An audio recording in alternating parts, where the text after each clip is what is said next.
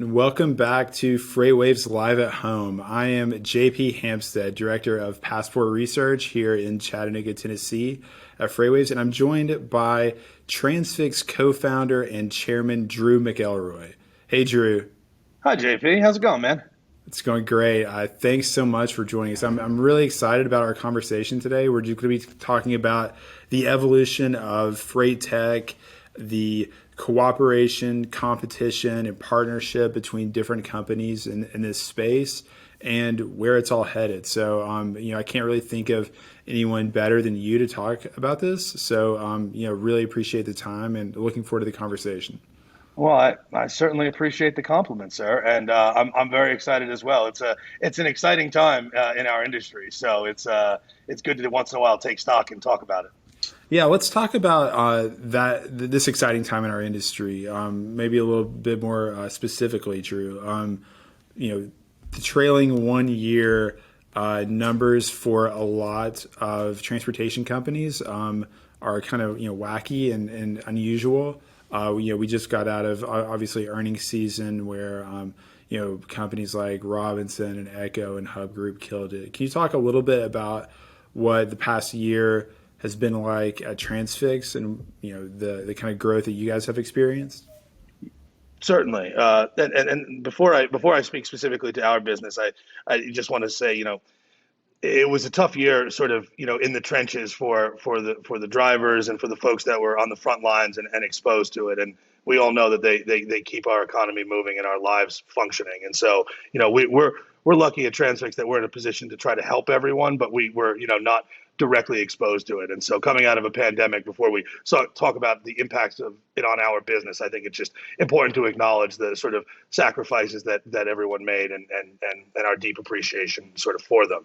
Um, it certainly was an interesting year, from a purely, capitalist perspective. Transfix has done extremely well. Other than, we joked with our team, our sort of March and April comps of this year were pretty easy to beat year over year comps, because obviously the end of March last year and at the very beginning of the pandemic was a very difficult time. But pretty much, by May of last year, as things started to ramp, we found our customers were, frankly, that much more, I guess, intrigued is the right way to say it, or they saw that much more value in the value prop of digitization versus analog. And so, if anything, as macabre as it sounds, the sort of the pandemic has acted as a tailwind for sort of our business, and I think all things freight tech. And we were sort of snowballing down the hill before the pandemic, and I think, ultimately this has just made everyone, from shipper to carrier and everybody in between, sort of realize that there are opportunities here to make all of our lives better on a go forward basis. We've noticed here at FreightWaves, and I personally noticed just talking to different providers, different companies in transportation logistics, and working with them on certain projects, that the old narrative that these transportation companies are sort of jealously guarding their data and really want to silo it, keep it in house, protect it because of some competitive reason. That narrative has kind of blown up. Can you talk a little bit about just what we've seen as the increased willingness for people to collaborate, to share data, to really try to make each other smarter? Yeah, I mean, I think, by and large, our industry is a curious one, but also one that has been burned in the past and is perhaps more interested in results than hyperbole, right? And so I think historically folks have maybe been hesitant to overly share, because the sort of the value that doing so, it could be argued that there wasn't that much value creation. In fact, some people in the past might have thought that sharing their data would allow it to be used against them. Speaking specifically for Transfix and our journey, I can tell you that our customers and our carriers and our new customers and prospects and for the people that are new to the team, there's been a clear sea change and a willingness to share and to collaborate.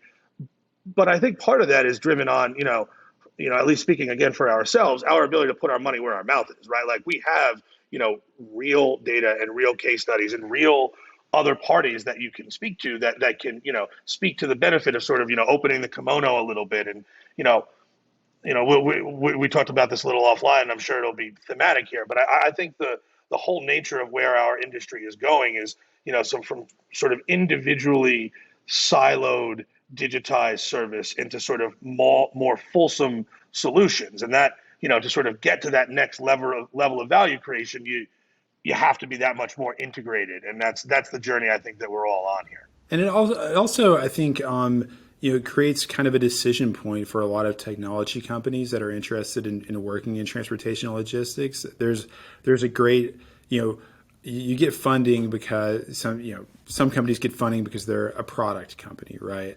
But then when they actually want to work with large, sophisticated customers, they find themselves sort of slowly morphing into an integration company, and they're doing lots and lots of custom building, and customer success, professional services, and all of that is sort of neck and neck with the kind of revenue that technology investors actually like. That's one really interesting thing. Speaking of integrations, you guys just signed a strategic partnership with Project 44, one of the leading real-time visibility providers for North America and globally, honestly. Can you tell me a little bit about what that involves? I understand why P44 would want to do that deal, why they would want to plug in to what Jet McCandless called your very expert, high-quality carrier network. But and you can explain that. But what's the benefit on the Transfix side? What are you guys getting out of this partnership? Sure. So I guess the best way to really answer your question is to talk a little bit about sort of the underpinning philosophy here, or what the sort of the vision is for the future, right? And so I'm on record saying this many times, right? The vision for Transfix, and I'm sure either publicly or given sodium pentothal, we're probably not alone, and other folks who would say the same thing, right? Like, we have a vision for the future that is ultimately global and integrated and multimodal, right? Because that is ultimately how shippers see the world, and ultimately it is from planning to execution and adjudication and backwards and forwards, right? Like, drive utilization of assets designed to ship things in the most efficient way, plan it efficiently, with real-time data, make it fully transparent, et cetera, right? I mean, that has been our vision, to be candid, from day one, back in 2013. But in 2013, it was quite literally just that. It was a vision on a whiteboard and some slides, right? And so I think the journey that sort of everyone is collectively on is it's effectively a race, right? Like, who can get there first and with the most momentum. And I sort of said a few minutes ago, right? Like, the only way any of us, speaking for, I think, at least speaking for Transfix, and I think, if I may be so presumptuous, speaking for digitally native companies, of this generation, it is very difficult to do anything successfully with a very broad initial mandate, because resources are finite, and you have to find a place to get leverage, and then push on that to continue to grow. And so, but you have to counterbalance that with what I said a moment before that, which is this ultimate, very broad and grand vision. And so, like anything, right? It is about the actual strategy from step A through step Z, and from there. And so, as relates to things like Project 44, which obviously Jed and his team have built a fantastic company. It's obviously different than Transfix in terms of how they monetize their products, and again, I don't want to speak for Jed, but how they think about the world, et cetera, et cetera. And so, again, speaking for ourselves, we are with a project with a partnership with somebody like Project 44, and the ability to capitalize on some of the integrations they've built, and some of the other blocking and tackling and infrastructure that they've built. It allows us to go that much more quickly, right? Visibility is a part of our platform, and Project 44 has a strategy to deliver visibility in a great way, right? And so, it is not the only way we provide visibility, but as we sort of broaden our aperture, why not partner with a non-competitive network like that, that's, like-minded companies, and we can make each other stronger, and ultimately go more quickly. So yeah, I mean, again, these are, we joke, but every day is a case study, right? Like every conversation is this competitive? Is this an opportunity to partner together? How do we design it in a way that like allows us to mutually benefit and not, go at each other's neck, right? Like, I mean, these are all the sort of the details and the fun stuff of it all. And, like, I think the title of our chat here is about stealth mode, right? And like, our strategy is generally to talk about things after we've done them rather than before, right? Both because talk is cheap, and why sort of telegraph what's coming, and let people prepare for it. So, but yeah, I mean, so speaking specifically about P44, they're great partners, and we're very excited to work with them. Great, that's helpful. I was talking to someone the other day, in freight tech, and they kind of said that one one possible end state, that especially shippers want, right, is automated, global, door to door information on rates, capacity, and risk, and how much does it cost? Is my stuff actually going to move? And what's the chance that it doesn't? And what should I do about it if something goes wrong? But actually building that and delivering that is, impossible to do on your own, really, right? Well, and at risk of sounding like a total jerk about it, I would suggest that it's very, very articulate, but it's only half, right? It's understand it, but then it's also go and do it. And if under one framework you have the entity suggesting the strategy, and then with the blessing of the decision makers, then being able to say, if what we're suggesting as an outcome sounds better to you than your current reality, this is not a consulting proposal, this is not a hypothetical. It goes from you saying I like this to you saying do it, and it all happens, right? And so it's the same person who articulated the idea being accountable to deliver it, and therefore you have like one neck to choke, and you're constantly measuring yourself against what you said, rather than the classic, well, the consultant said it could be done for this, but in reality it's this, and it's the other person's fault, right? One place that has the strategic planning and the visibility and the data and the risk, puts together the optimized solution, and then is also accountable and responsible for executing it. I mean, that is the end state, I think, right? If you do Yeah, that globally, and that's I sort of think, the end. and I think that what that sort of depends on again is that willingness on the part of companies to be more transparent, to share their data, to have someone not just do a sort of a study or an academic analysis or some sort of project like that, but also with the ability to execute it. Someone who also, in theory, wants to make a margin on the results, right? I think the willingness of companies to be open and honest about their networks, the issues they're having, their intentions, right? Has been we've seen that change a lot, and it's been helpful for us, and obviously for Transfix as well. One Well, of the things I wanted to go ahead, Drew. no, I was just going to say, I think you're absolutely right. And like, candidly, it's why when we started Transfix, we started with the marketplace, right? Like, much to the chagrin of certain groups of investors and things like that, right? It is generally perhaps a happier path. I won't say easier because nothing is easier, but a happier path to start a nice software business and generate multiples on software. And there's nothing wrong with that. It's a wonderful business, and there's many people who have created a tremendous amount of value doing that. We chose to start with the execution, like the granular in the trenches execution, because of exactly what you just said. Like, there is a reticence in our industry to trust because people have been burned for a long time. And so we thought the best vector for us was put your money where your mouth is. Like, we started with individual spot truckloads and prove to our very large enterprise customers that they can be done in a different way, right? And you start to develop trust incrementally by delivering, right? Forgive the pun.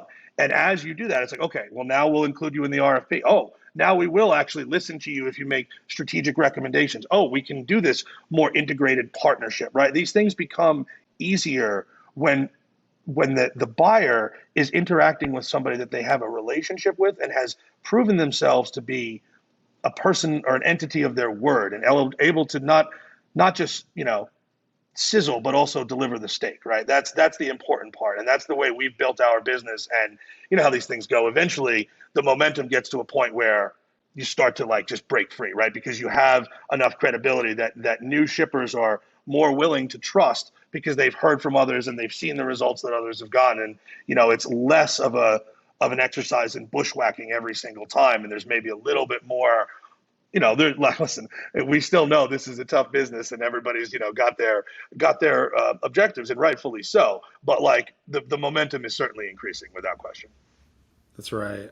Can we talk a little bit just about how you think about what I think I called offline the dissolving borders between freight matching, transportation management systems, and visibility solution providers. Some visibility providers, kind of dip their toe in the water of matching. Makes total sense if you know where all the trucks are, what they like to do. If you know the shipper networks, why not make intelligent recommendations? Obviously, brokers and people who find capacity have offered transportation management systems to help their customers first of all, but also to get cleaner data that can be worked on more efficiently by algorithms. And of course you've got the visibility solution providers who are tying it all together. Can you tell me a little bit just about where you see those sort of three industries going? Yeah, I mean, so it's basically thematic with what we've already been discussing, right? Like we're moving from this world where everything was analog, and in the future everything is going to be digital, right? I think most people would agree on that. At least I do, right? And so the real question is like, how do you transition and get from here to there, and what does sort of the world look like on the other side of it all, right?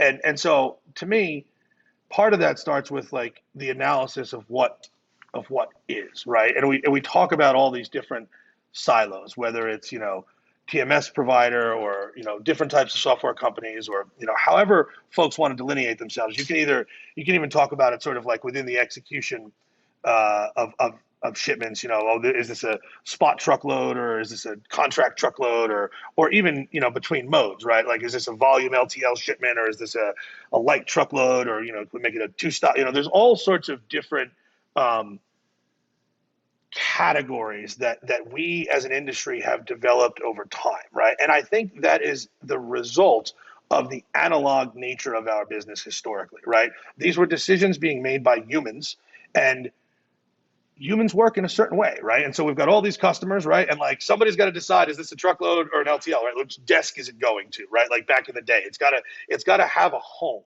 And so you would sort of create these, what I would argue, artificial silos, right? Like it's really not truckload and LTL. It's really a spectrum of what is the most efficient way to fulfill the demand of the need to move those goods from point A to point B. And we've sort of created all of these buckets so that humans can manage it. But the manifestation of digitization is that those sorts of planning level, data driven, dynamic decisions are not going to be made by humans. I mean, already they're not being made by humans, and like we're just getting started, right? And so, I mean, Yeah, you've so sort I of mean, ended. what you're suggesting really is not just the dissolving borders between kinds of technology solutions or services, but even between the modes that have these sort of sharp boundaries that were useful for job descriptions and org charts and marketing in the past, but now people don't necessarily think of themselves as you know like I'm not an LTL shipper. I'm not a truckload shipper. I just need my freight moved Right. I'm according a to. business that needs to reposition my widgets from point A to point B, and I need to, it's a dual optimization that has like cross tension, right? Because they ultimately, of course, you want to keep your total landed cost as low as possible, but you also have to fulfill your customers' expectations in terms of on-time delivery and actually making the freight available, whether it's the retail or CPG or manufacturing or whatever. And those, right? I mean, obviously there's tension between, cost and service in sort of any business, right?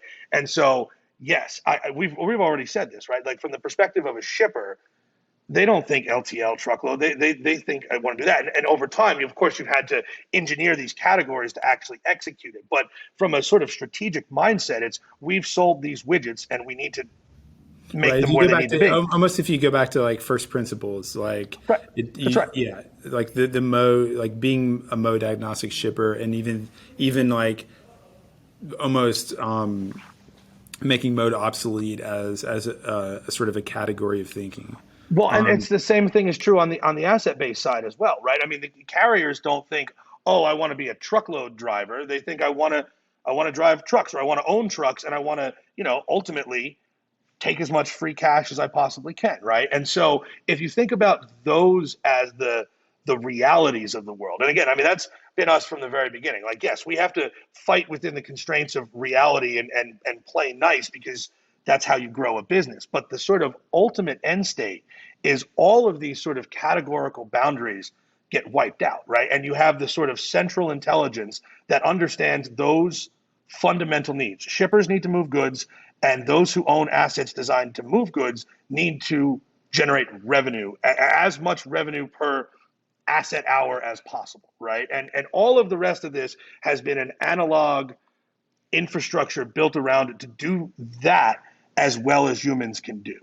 But part of the process of digitization and like all the silly stuff of like the AI taking over and all that is just all these categories don't exist anymore. And it's like, well, why don't we do that, right? And of course, there's a behavior change, and it's not an overnight thing, but as a directionality, that's where we're going.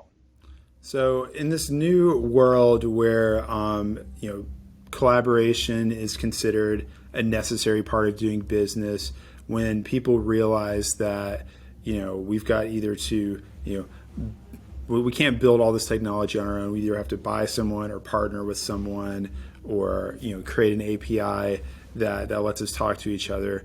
It's created almost a new, more fertile environment for startups to evolve in and to be born in, right? I think you said offline that it's almost like the oxygen level in the habitat has been raised for new startups. What are these companies going to do? That's the last question. I'm gonna Well, leave I you with. mean, Sure. I mean, hell, if I knew the answer to that, I probably wouldn't say it here. I'd probably be, seeding entrepreneurs, which I'm actually doing, right? But like, listen, I think I'll say this, right? Like, again, this is a huge and nuanced space, right? And like I said, the sort of grand statements I've made in this conversation, with the sort of acknowledgement that there's going to be plenty of people in our business who are like, this guy's out of his mind. Like, this is like way too big of an ocean to boil. And so, fair enough, right? Like, we'll ultimately see. But like to that end, if you're an entrepreneur who wants to do something, there is no more fertile ground, right? And like, it's pretty simple, right?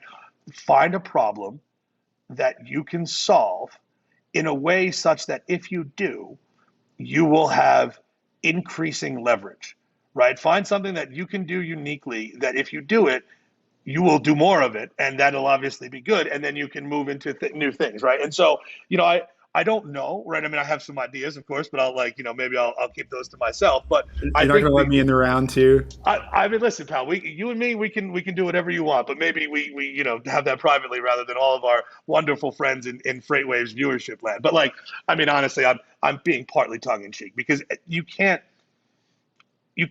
walk down the street without tripping over a great entrepreneur and a great idea. I mean, you guys are seeing it in Chattanooga as much as anybody, and that that does my heart really good because I remember in 2012 when it was clean tech and every VC was like logistics. For us. Hell no. So we've come Yeah. we've come a long way, man, and that's very exciting. And one of the things that we did mention, I just want to leave out there too, is I just think that the increasing sophistication and penetration of telematics devices, especially, are creating a whole new, foundation layer, right? For like the data is better, it's cleaner, there's more of it, there's more, attributes. We're learning more about what's happening to trucks and assets and trailers as they move through physical infrastructure networks. And I just think that's really exciting. And I'm waiting for companies, more companies like Platform Science, for example, that can really take advantage of super high quality data like that. Well, Drew, thanks for joining me. Really appreciate the conversation. It's always a pleasure to hear from you, especially on these topics. I hope you're well, and hope everything goes great in New York. JP, a pleasure, my friend. We'll catch up soon. Stay safe, and thank you for having me. Good chat. And will I see you in Chattanooga in November for the Future of Freight Festival? I'm looking forward to it, man. You couldn't keep me out of there with a stick. All right, awesome. Thank you so much. Take care, man.